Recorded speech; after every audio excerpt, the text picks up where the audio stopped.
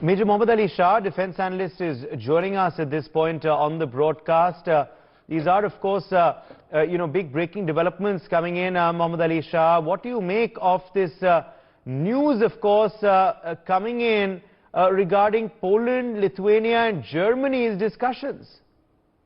Well, Poland, Lithuania and Germany are going to meet and they will impose more sanctions on Russia. There's no doubt about that. But then the golden question is, will Russia be affected by these sanctions? And secondly, did Russia not see it coming earlier? Of course they saw it coming. Of course they knew there would be sanctions. Of course they had, in fact, he had the foresight to even visualize and imagine that NATO forces would not come on ground and fight there as well. He had all that. But Vladimir Putin, let me tell you, I do not go by what he has done by going ahead with a war, because war is never a solution.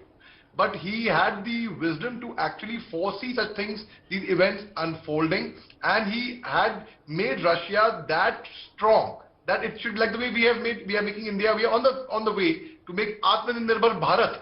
But that's a different thing. It's very easy to say, but we don't have those kind of strategic weapons like S-400. We have to still counter outside. But at least we made the first step. At least we are on our way up first. Secondly, he made Russia that strong that it should be totally self-sufficient at all. So it doesn't really matter to him whether there are sanctions imposed or not, economical sanctions, bank sanctions, visa sanctions, this trade, import-export, fine, doesn't matter. Secondly, even if when it comes to trade, it will only benefit, I will tell you who there. Ultimately, China will be the benefactor, because then he will open his trading through China.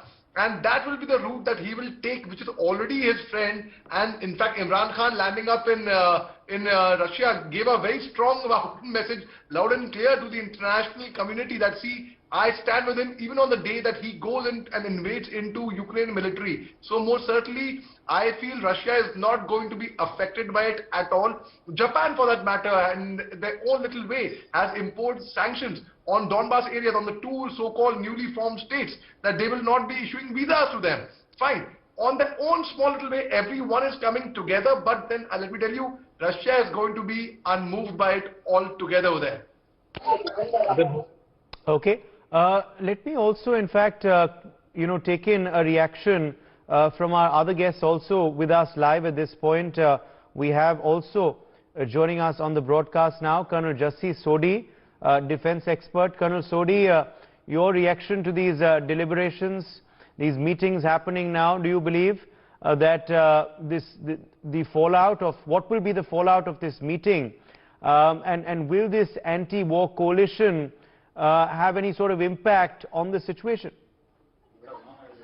When we were kids in school, we always followed a very simple dictum that never take a panga with someone who is much bigger and much mightier than you. Ukraine did exactly opposite of the basic teaching which you all have. Now they provoked Russia. Now Russia has invaded, and like Ali rightly brought out, Russia has invaded after giving it a due thought. They have not taken an overnight decision. As long as beginning of December, USA had threatened Russia with sanction in case it crosses into Ukraine, but yet Russia didn't. Because Russia is very confident, knowing what its long-term national interests are, it has had a very good indigenous defense industry, not for last few years, but for last many decades. And so all these talks of either Germany or Poland talking of sanctions or talking of of UN passing resolutions and Russia vetoing it, these are all indicators that Russia is very clear on where it is heading. And all these talks of sanctions are not going to work on Russia, because Russia has planned it very well. And secondly, like Ali has rightly brought out, Russia has with him China as a very trusted partner. With the major manufacturing hub of the world today in China, Russia doesn't need anyone in the larger sense for any of its domestic requirements, because either it manufactures itself or it would get from China. So sanctions are not going to work. All these talks, resolutions are not going to work. The only solution today for Ukraine is to accept a surrender and come on the negotiating table with Russia and to end this war. Otherwise, there is no other alternative left to it. So NewsX protests have been erupting world over in support of Ukraine. Protests have taken place in at least 50 Russian cities, including Chilsibyok, Moscow, Nizhny Novgorod, Novosibirsk, Perm, St. Petersburg, Yekaterinburg. More than 1,745 protesters across 54 cities were arrested on Thursday. Russians have also signed open letters to demand a halt to the attack on Ukraine. From Canada to Moscow to Japan, protesters have come out in all cities in support of Ukraine. Let me go back to Colonel Justice Sodhi, who is still with us. Colonel Sodhi, how do you react to these protests on ground in many parts of Russia and also all across the world in support of Ukraine? See, these protests were expected because of the simple thing that those countries who do not agree with Russia's point of view will definitely protest against them, and that is what we are seeing. These countries, most of them which are protesting, are the allies of the USA. But these protests will not have any much significance on Russia because, like I told earlier, Russia is very well focused on what its long-term plans and strategies are and what its long-term interests are. If we go few decades back, Russia has been spending ever increasing GDP on its defense budget, and that is the reason today they have a very sophisticated and modern army of weapons and weapon systems with them. They have made their defense industry very, very strong over the last few decades, and this is the reason that any country like Ukraine or any smaller country cannot even think of taking them on. What we are seeing in Ukraine also are small sporadic replies by the armies. We also have to understand the difference between the training of the Ukraine army and the Russian army. The Russian army is very well trained. The Ukraine army is not well trained at all. So these protests are not going to make any major difference to Russia because in spite of all those talks going on earlier, they still entered Ukraine. Okay, Major Mohammed Ali Shah. Major Mohammed Ali Shah, at the end of the day, of course, okay, we're getting some, are these breaking updates on our screens right now? Okay, these are breaking updates coming in on our screens of wounded people being evacuated from the residential block at Lobanovskoho Avenue 6A in Kyiv. The building was hit during the night battles.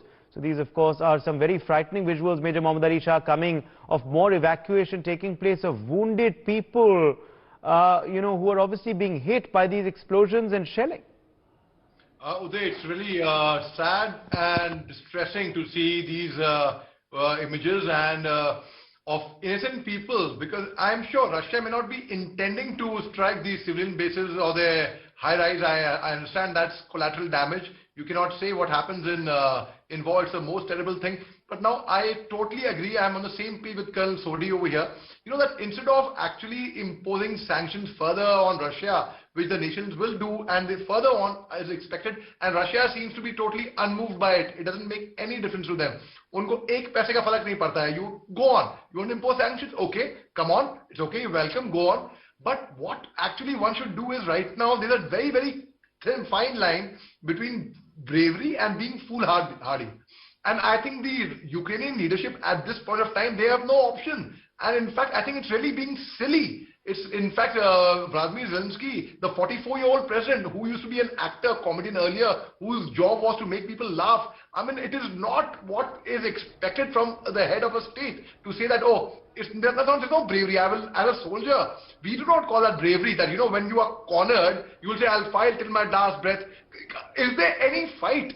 We've had examples of, we've shown in a Command battalion, we had Major Shah Bhatti, who fought the Chinese army, 120 men at Razangla versus 3,000 Chinese soldiers. Fine, that was a different scenario altogether. And he fought his last breath, who was awarded a Paramveer Chakra posthumous. But that was bravery. But this is completely foolhardiness right from the very beginning. I mean, rather the world community should tell them, listen, you must surrender, it's all right. There is no shame in surrendering. Go ahead, let's invite peace.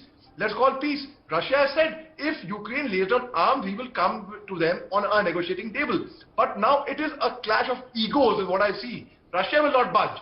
Vladimir Putin will not budge. Both are Volodymyrs. Volodymyr in Ukraine, how you would call it. So now, he should realize the fact that it's not about his ego, it's not about his chair, it's not about his position, it's not about his own country only, it's about the international community. There are so many people who are stuck over there, and my heart goes out to the children over there who are stuck. One thing, when I was training in the army, when I was training for the army in the academy, and of course I had the privilege to get trained under Colonel Sodhi, who had taught us one thing, that the more you sweat in peace, the less you would bleed at war. So go ahead, just train yourself. And so that is why Indian Army is the way the Indian Army, and we are strategically, we are an army of a very intelligent people. We had very fine instructors like Colonel Sodhi, who would actually train cadets.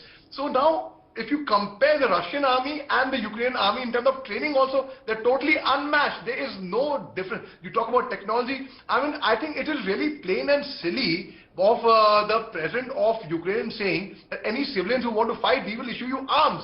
It is not as easy as Amitabh Bachchan holding a weapon, or a Hollywood hero holding a weapon and firing and swinging it around like Clint Eastwood. No, it takes years of training. You know, Uday, when I was for 2 years, I'm not exaggerating this, I really mean this, from 2003 to 2005, I had an AK-47 which was issued to me on my first day on my commissioning. I was told, go to the court, take out any weapon of your choice. I went, took my weapon.